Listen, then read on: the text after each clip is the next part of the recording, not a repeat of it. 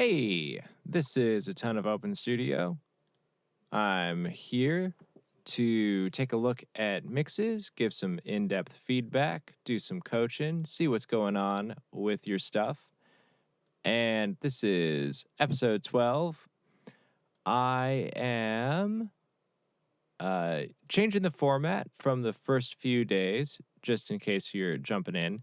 And I'll be taking a look at anything that shows up in my inbox before 6 p.m. Eastern Time, and then we'll base the length of the stream on that rather than just streaming ambiently for 2 hours. This way, if you missed a night and you want to just see what's happening in the moment, then or see what happens the next day, rather, you can catch the replay, and then you'll know that from beginning to end, it's just content.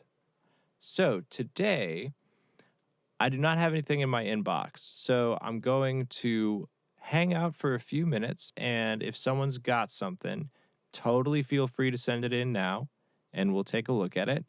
And if not, that's totally cool. We will be back at it tomorrow.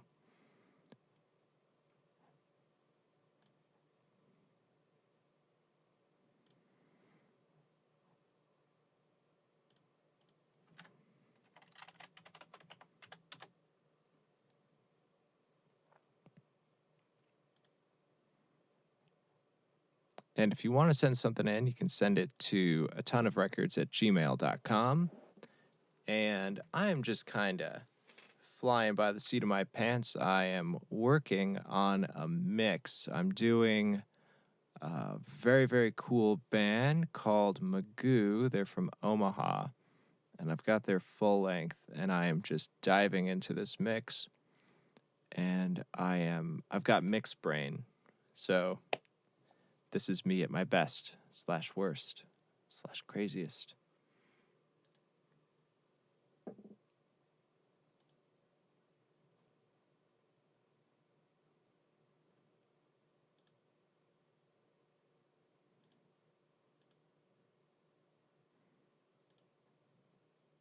Mix.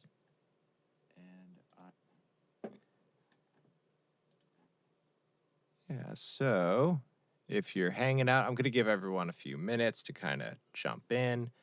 If you've got a question, feel free to ask. If you've got a track, you can send it to atonuvrecords@gmail.com. And we'll just hang out for a few minutes. Oh, great. We've got a friend sending in a track. So yeah, I will totally hang out for a bit and see if that comes in. I'd love to give some feedback to your friend. My camera's a little bit dark.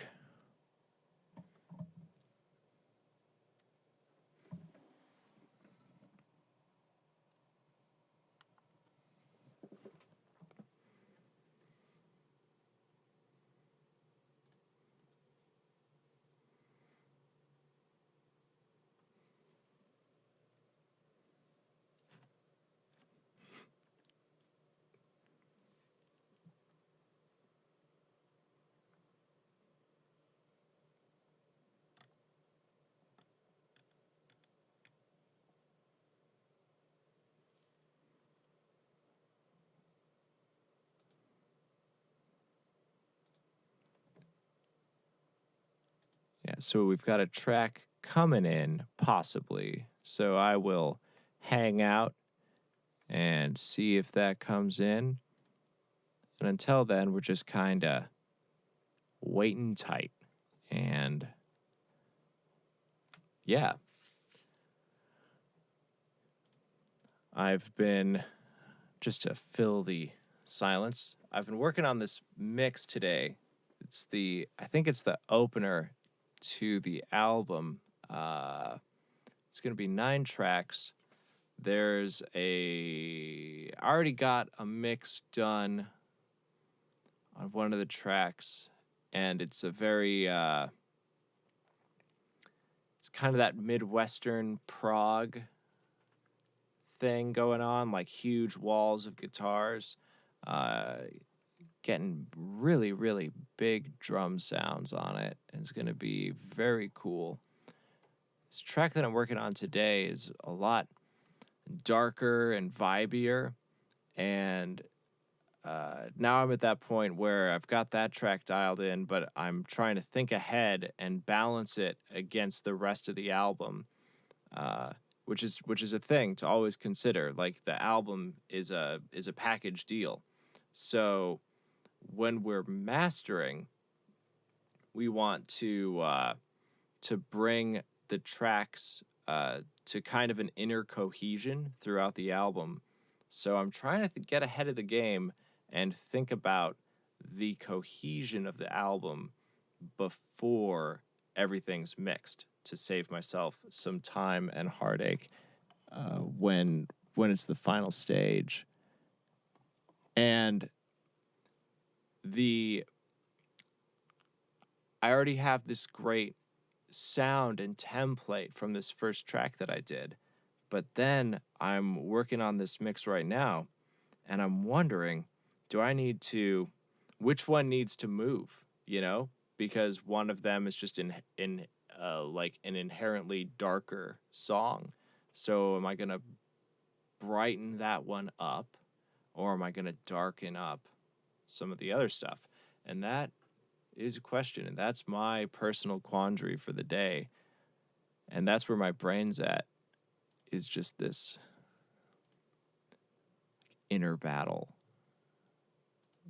neurosis. And my camera is focus hunting, and it's annoying me.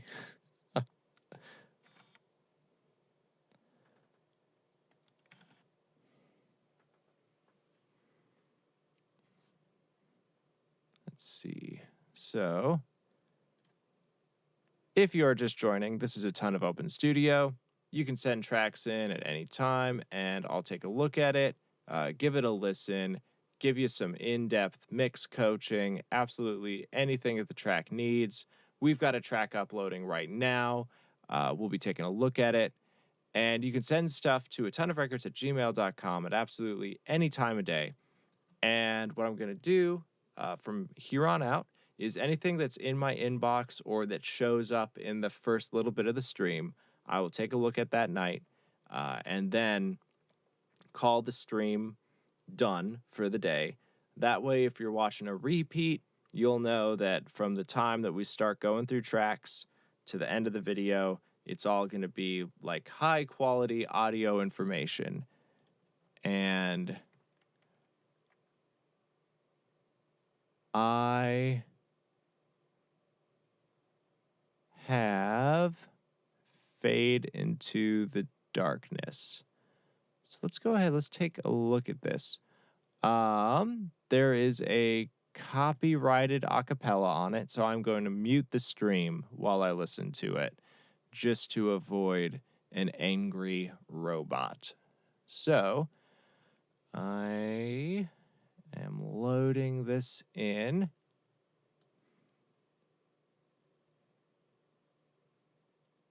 To the thing. And all right, so folks, I'm about to go silent. I'm going to put up my little sign. Nope. Yep, that one. All right, stream's getting muted.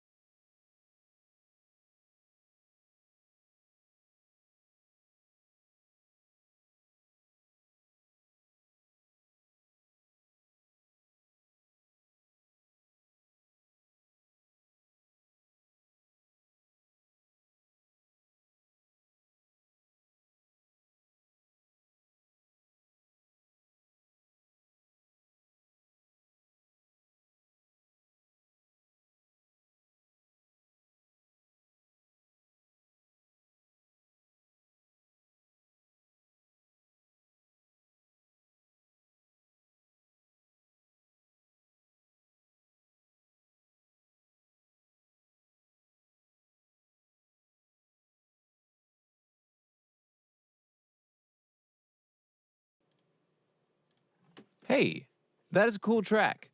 I am loving how it's going, and it looks like I am dropping frames. Hold out, folks. Internet's acting rocky.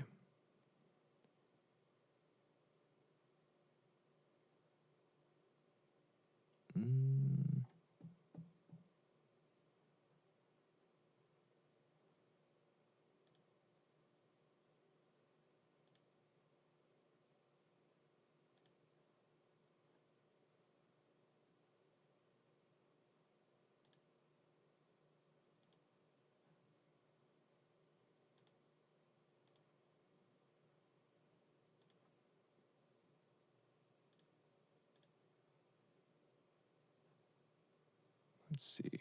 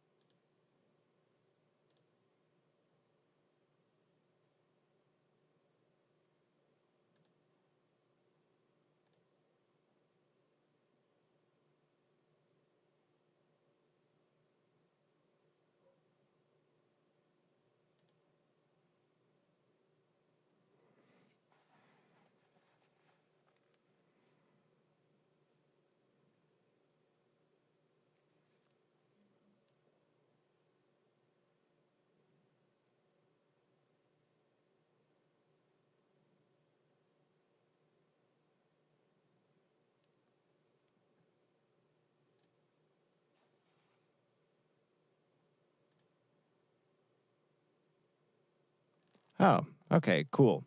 I've got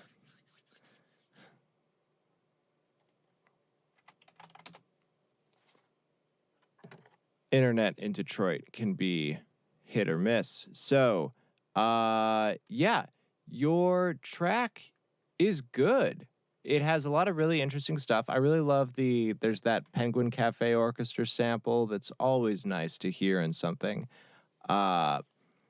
Basically, what needs to happen is your low end needs to get under control. That is the first thing that I would examine and fix. Basically, there is from 150 down. There's just too much going on. Basically, just less of that is going to get you what you need. To pull it up in graph form to take a look is we can see that it is very blown up, especially at this kick fundamental at 50. Okay. Now, there is, with that kick specifically, you are pushing it to its max in its fundamental, like just crushing the track with it. But at the same time, I can hear that you're also leaning very heavily on giving it a click presence uh, between 7 and 8K, which is like very normal for like a dance kick, to get the thunk, thunk, thunk, thunk. But it's almost like you're over relying on it to get presence out of your kick because it's so cloudy down in its fundamental. And you might find that you could dial both of those elements back. So you've got like some bass and some sub bass and just everything going on below, well, we could say like 125, 150. It just needs to get more distinct and carved out. So that's what I would examine. That's what I would work with. Okay. Take a look at everything going on below 150 and just partition things to have their own sense of space and their own region. So there's that. And then I would just I would address that first. That is my absolute first thing that I would look at, because there's other stuff that could maybe get tightened up, but it's really everything is just getting overwhelmed by that low end. So once you dial that in, I would say send it in again and see where it's at. Because I can tell you right now that it's just gonna get crushed to death by that 50. And like looking at loudness on it, you're clipping a little bit with True Peak, so like pop a True Peak limiter on there and like push it down to -0.1.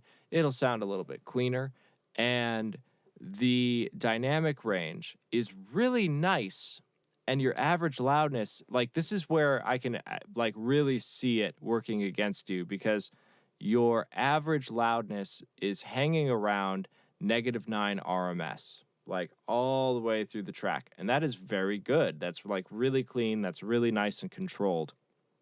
But you're hanging out at -9 RMS, but then your kick is crushing your dynamic range to like virtually nothing. So it's not going to feel loud. It's going to feel very, very tight and like underwhelming. So if you can get a little more presence out of the track, it's going to sound better. It's going to sound louder. It's going to sound fuller. So I would trade, like, pull out that 50, smooth out everything up to 150, carve space between all of your low end elements so that they're just occupying like an octave apiece or less. And then maybe consider giving some presence between 2K and 5K. There's room to kind of just get that bite and that excitement out of that region.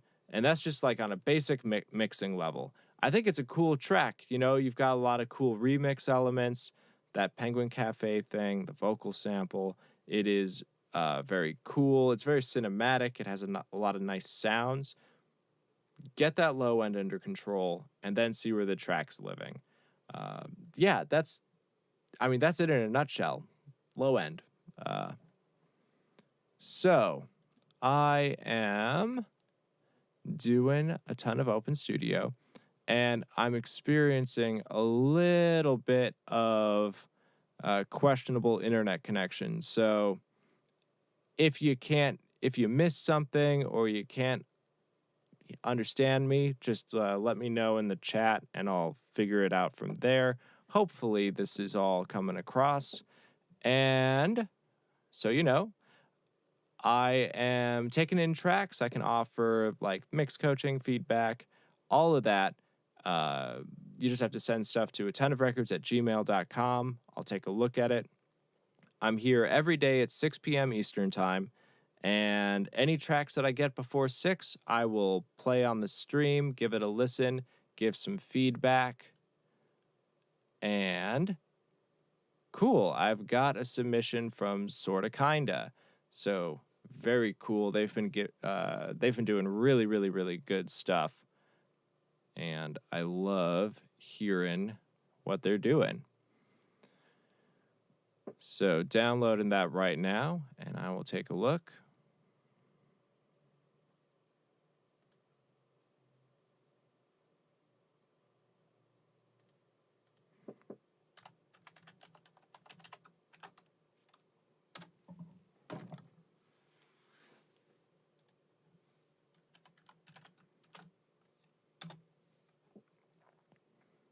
All right.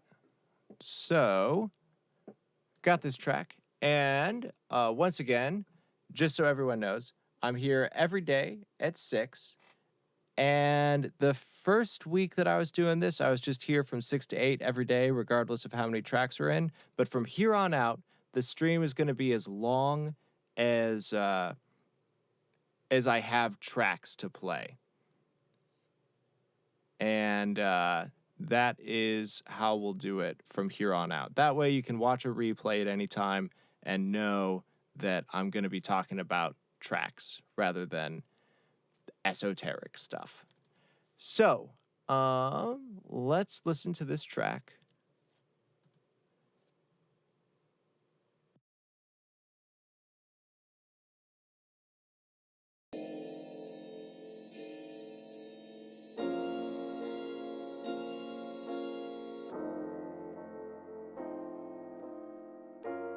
Why is everything so cold?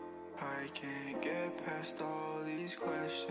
If you leave me all alone, that might just be my dissension. I don't know if I could grow with this contradicting tension. I can't stand it on my own. I can't manage my obsessions on my own.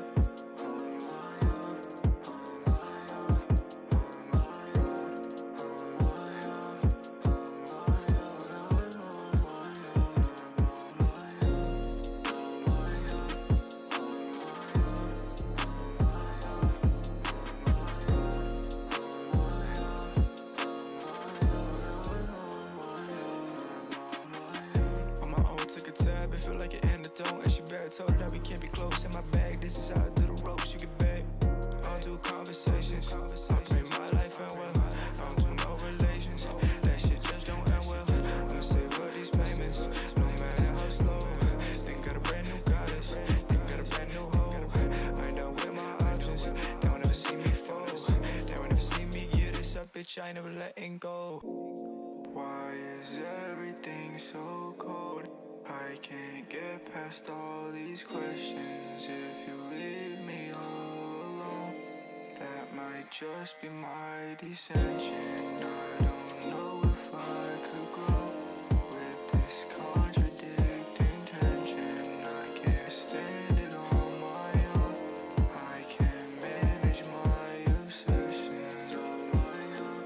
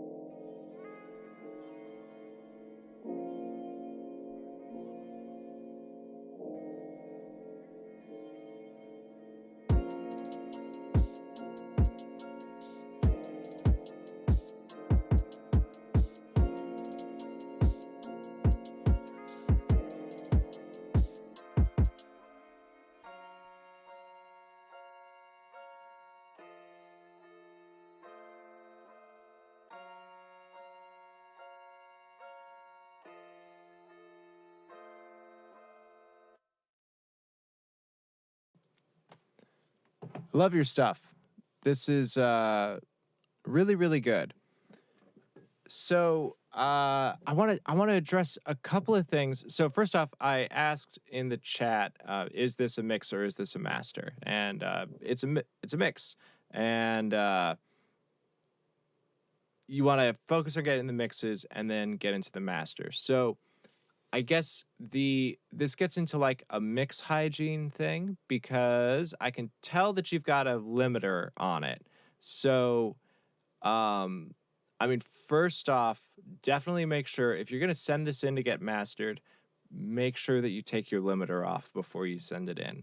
And also, as a general philosophy, I know why people mix with limiters on, because it sounds better, it's easier to hear stuff because it's louder, et cetera, et cetera, et cetera. But you will start getting better results if you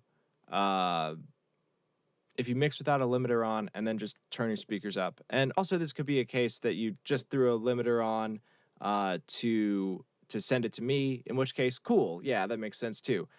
But also, yeah, I really like this.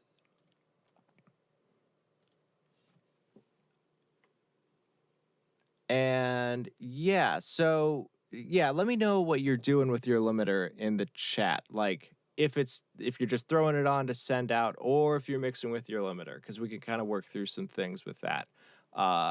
So that's like a potential issue. But what I really like about this is last time you sent something in, we talked about how there was kind of a lopsidedness to the mix. There was like too much low end, and the mid range wasn't super detailed. This is much better, totally cleaner on those elements. Like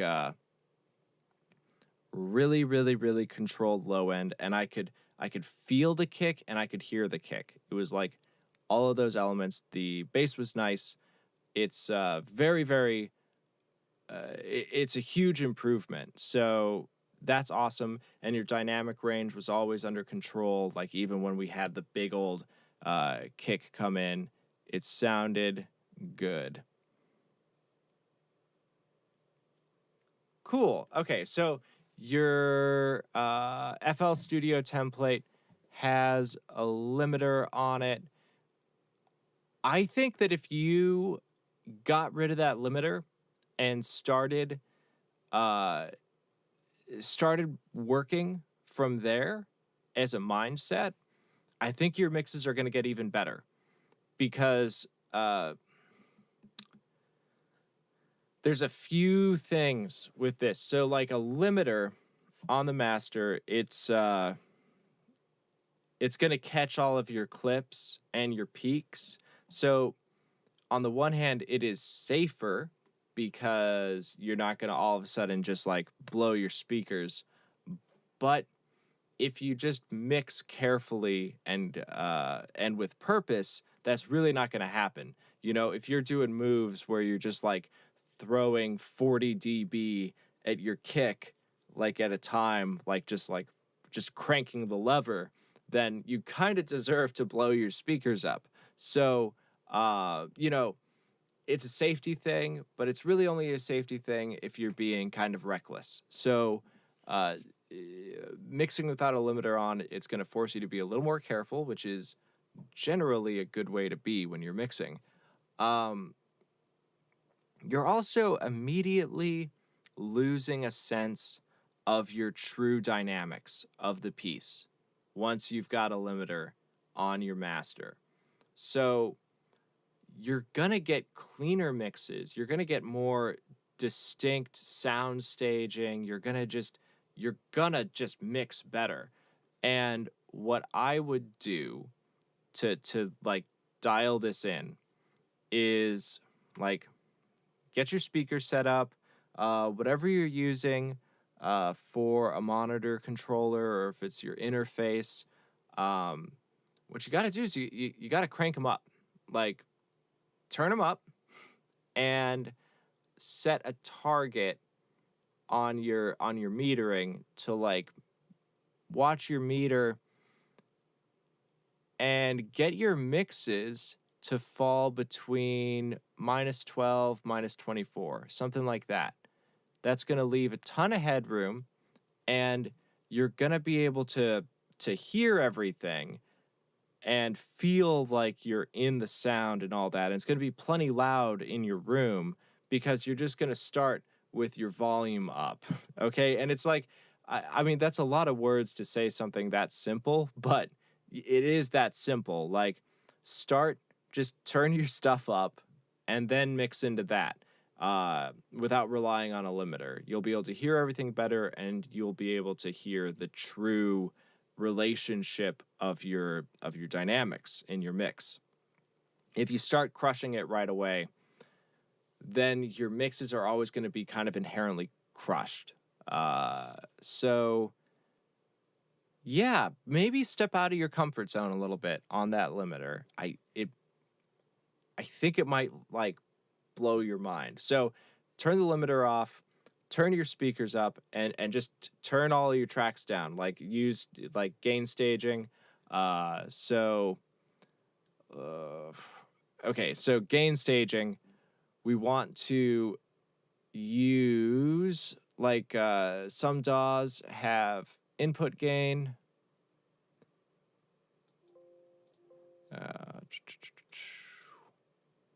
Like right here, I can open up my input gain, bring everything down. So before it hits a plugin, I'm turning the track's gain down, all right? And then I feed that track into my plugins, and then I make sure that I'm not clipping my individual plugins. Like, I just go down the chain. So like, I turn down the gain on the track before it hits anything. I hit my plugins. Bam, bam, bam, bam, bam. And depending on how complicated my track is, and honestly, it's never that complicated because I don't use that many plugins, but you can gain stage between plugins if need be. You can use the gain on the plugin, like a lot of them have gain controls, and you can feed equal volume from plugin to plugin to plugin. This is going to make sure that you're not clipping the plugin, because some plugins will clip. Some of them are upsampling into 32-bit float, and they technically can't clip, but that's like nerd stuff. But know that some of your plugins will clip, or they will sound distorted because they're modeled to do so. So you're going to it's like a waterfall. You're just going to make sure that you're getting equal gain going from plugin to plugin to plugin. First off, to make sure that it's not distorting or clipping. Second off, if you're managing your gain so that when you're doing like compression or EQ and you're doing boosts and stuff, and you're gain staging so that you're changing the EQ shape and you're changing the compression and like all of these elements, you can make sure that you're not just adding volume.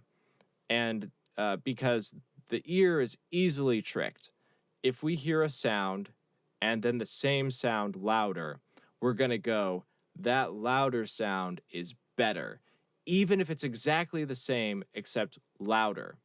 Like, if we manage to, like, if we change the compression and the compression is actually bad, like if it's doing like some weird pumping and artifact stuff, if it's doing that but it's also louder on the other end, we will be less likely to catch it. We'll go like, yeah, that's sweet because it's louder.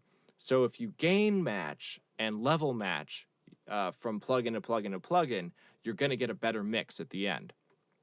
So gain before plugins and then gain in between plugins if need be, if you're getting big volume boosts after you add a plugin. And you're just going to do that, and you're going to watch your levels and your main master volume bouncing between -24 to -12.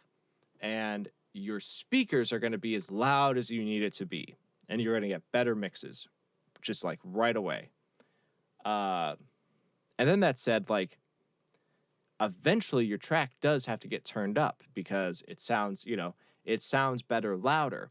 So what you're going to do is you're going to leave all of this room. Like, if you're mixing and your track is hitting between -24 and -12, that means you have between 24 and 12 dB to crank. And that's where you're going to get this huge, like if your mix is good and then it becomes that mix louder, then it will be even better. And then you have the option and the choices of like, how am I going to turn this mix up? Instead of being like you get to the end of your mix and you're like, oh no, how am I going to turn it down? Because that's a way better problem to have, because then you have like options like, oh, I'm going to saturate it, and I'll get that nice saturation. You'll get this nice saturation option. And then you're like, oh, I have this compressor that adds like a nice colored gain and like all of that. So you'll have more fun. And in the chat, you just and we're on a delay. So you asked, so should I hit -12, -24 in the mix, and then it'll be boosted way up in the master? Yeah, basically.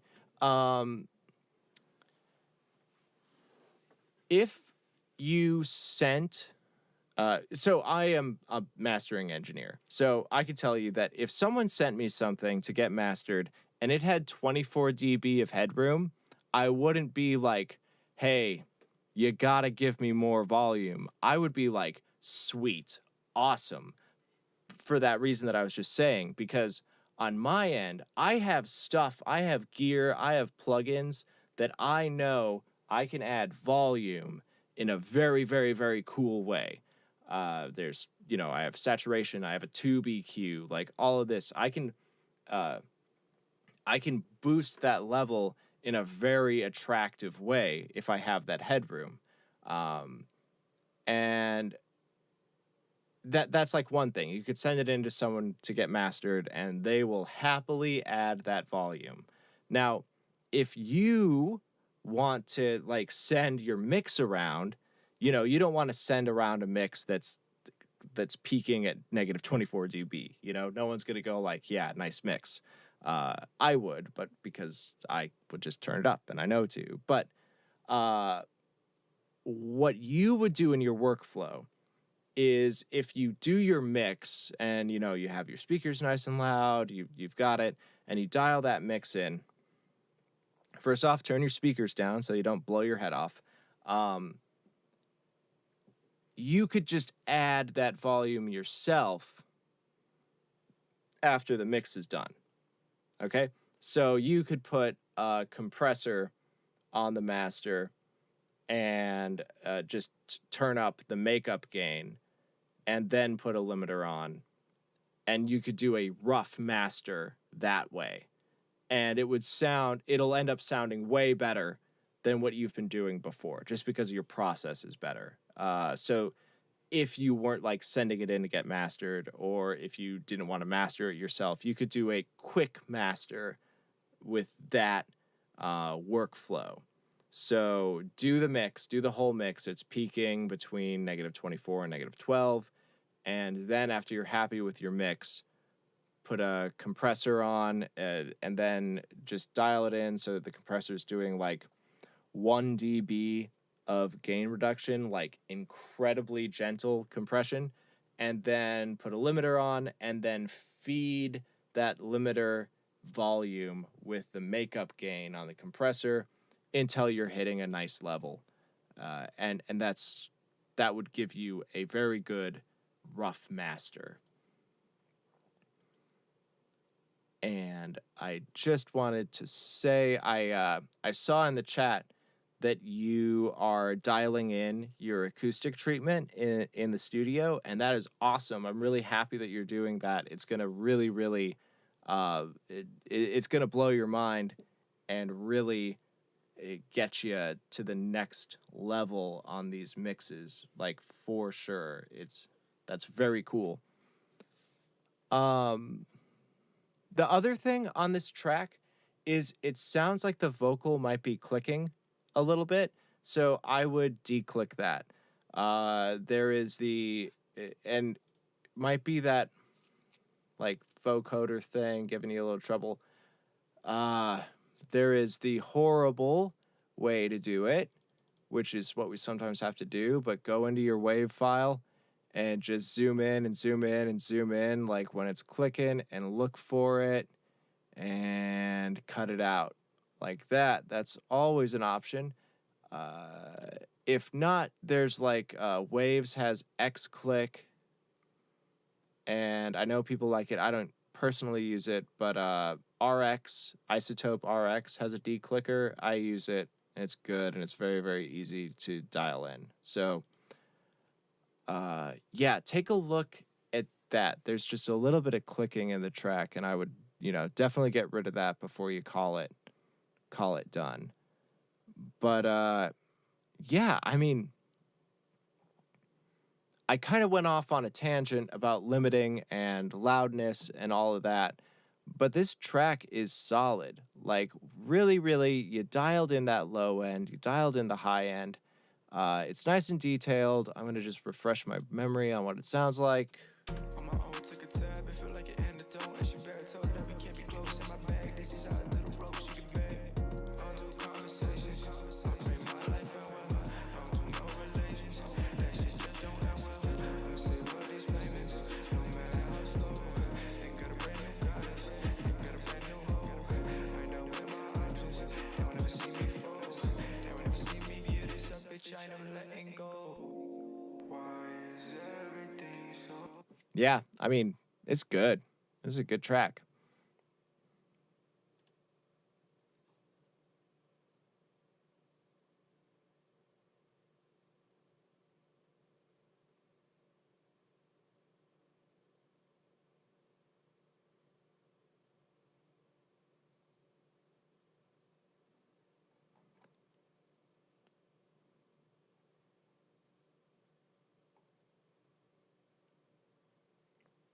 Yeah, for anyone not watching on YouTube, someone just asked about binaural recording, and it is cool. I mean, it is one of many cool stereo techniques. Uh, the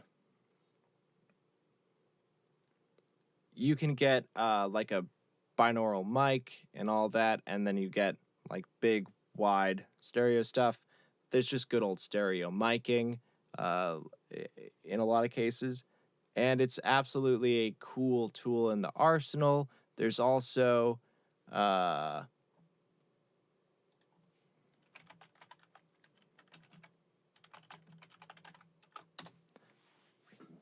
there are also like binaural plugins that you can pop onto a stereo track, and it decodes it and puts it into that space. It's always an option.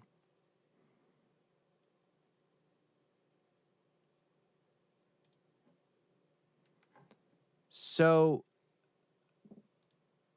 how are you? I'm going to ask in the chat because it's easier.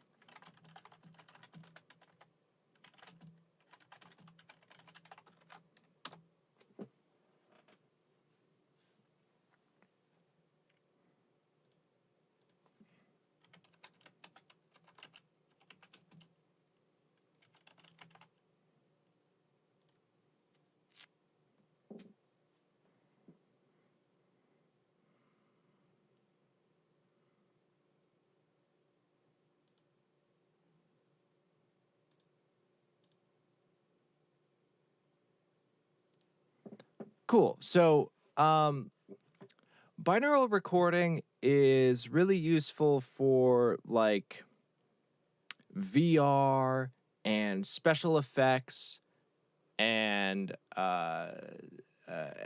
stuff like that. It's really good at doing an immersive thing. As far as like recording a song, it would be like very useful for like sound effects stuff and like little bits of ear candy. But as far as getting a nice, you're talking about like a guitar.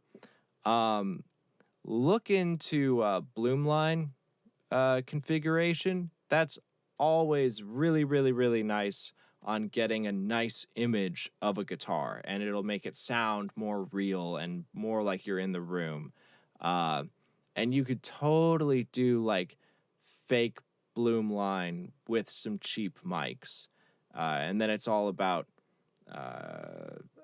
that. So you can do bloom line with 2 mics, and then there's mid-side is also useful on a guitar. So you would need 3 mics. You have a center mic and then a stereo pair, and then you pan them accordingly in your session, and then you have like a full-bodied image of the guitar. So so you're using a cheap mic. If you got another cheap mic, you could do kind of like a fake bloom line, and then so on and so forth. And that's one of the things that's cool, is that you don't need to spend a lot of money. You can just, if you look up, there's so many like stereo miking techniques. Research those and then see what you can get out of if you incorporated a second mic in. And just by positioning them in different ways, you're going to get fuller, bigger guitar recordings. So that might be interesting. So binaural recording, that's like a very, very extreme stereo technique.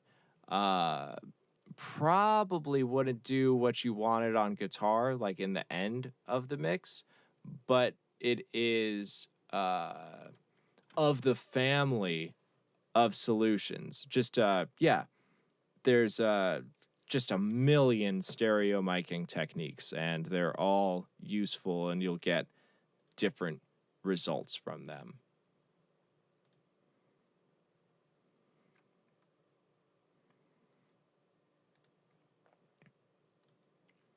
Okay, folks, so this is Atonuv Open Studio. You can send tracks in absolutely any day of the week.